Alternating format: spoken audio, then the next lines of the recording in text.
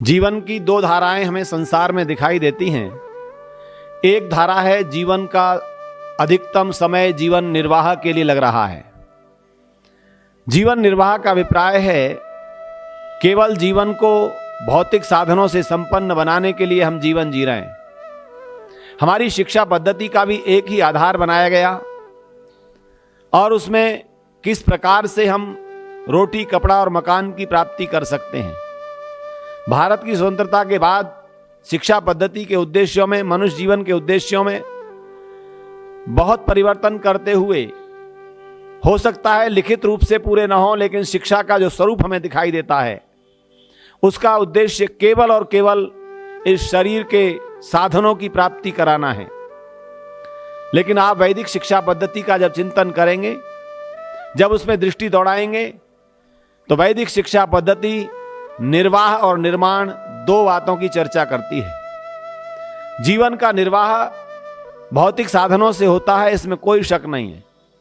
साधनों को प्राप्त करने के लिए शिक्षा भी चाहिए, समय भी चाहिए, पुरुषार्थ चाहिए और उसके लिए शिक्षा आवश्यक है। परंतु जीवन के निर्वाह की शिक्षा एक ही दिशा में इतनी बढ़ती चली गई कि हम जिसको भी देखते हैं वो केवल और केवल बड़े से बड़े पैकेज की चर्चा करते हुए जीवन को आगे बढ़ा रहा है। वैदिक शिक्षा की पद्धति है, मनुष्यों, आपको जीवन जीने की शिक्षा चाहिए। आयुषा आयुष्कृताम जीव आयुष्मान मामृथा प्राणे दानत आत्मन्वताम जीव मां मृत्योरुद्गावशम। वेद कहता है संसार के लोगों, ये जीवन आयु को आयु बनाकर जीने के लिए प्राप्त हुआ है।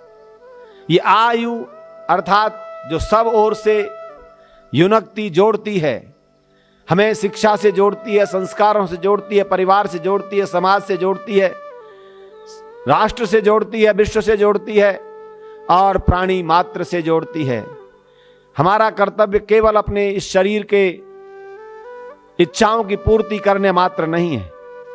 हमारे जीवन का उद्देश्य अपने जीवन से जीवनी शक्ति प्राप्त करते हुए संसार के अन्य अपने संबंध आने वाले, संपर्क में आने वाले, समाज में रहने वाले, राष्ट्र में रहने वाले प्रत्येक व्यक्ति के लिए हम क्या कार्य कर सकते हैं, ये शिक्षा निर्माण की शिक्षा है।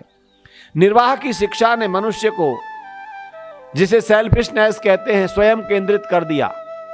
देखिए, दो शब्द हैं हमारे जीवन के लिए, स्व केंद्रित और आत्म केंद्रित। इन दोनों का अर्थ लोग एक ही समझते हैं। सेल्फिशनेस का मतलब जो स्व केंद्रित है, अर्थात अपने जीवन को केंद्र में लेकर, अपने शरीर को केंद्र में लेकर, जीवन से मतलब यहां शरीर से हो गया है, अपनी कुछ भौतिक इच्छाओं को लेकर के जीने का नाम ये आज स्व केंद्रित जीवन पद्धति है। लेकिन आप विचार करें, वैदिक जीवन पद्धति आत्म केंद्रित जीवन पद्धति है, अर्थात आत्मा का अभिप्राय है चेतना। आत्म केंद्रित कहते तो लोग हैं, लेकिन वो आत्म केंद्रित नहीं है, शरीर केंद्रित जीवन पद्धति चल रही है। हमको शरीर से आत्मा की ओर यात्रा करने का संदेश वेद देते हैं और कहा जाता है उत्यानम ते पुरुषमावयानम।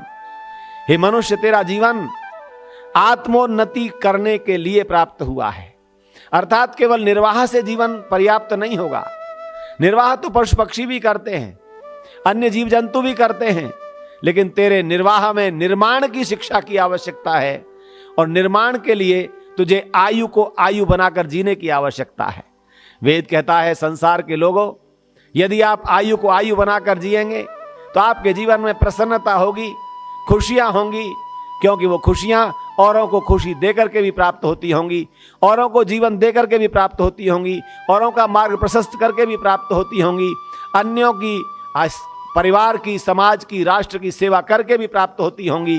अर्थात हमारे जीवन को निर्वाह के लिए केवल न जिए, अपितु निर्माण के लिए, और निर्माण है आत्मा की उन्नति का मार्ग और समाज के कल्याण का मार्ग, विश्व के कल्याण का मार्ग। मैं निवेदन करता हूं कि अपने जीवन को शरीर केंद्रित न करके आत्म केंद्रित करें और आत्म केंद्रित के सही अर्थ को समझें कि वास्तव में हमारा जीवन आत्मा अर्थात चेतना पर केंद्रित हो, चेतन सत्ता पर केंद्रित हो, चेतन शक्ति पर केंद्रित हो। भौतिक पदार्थों पर केंद्रित जीवन किसी लक्ष्य तक ले जाने वाला नहीं होता।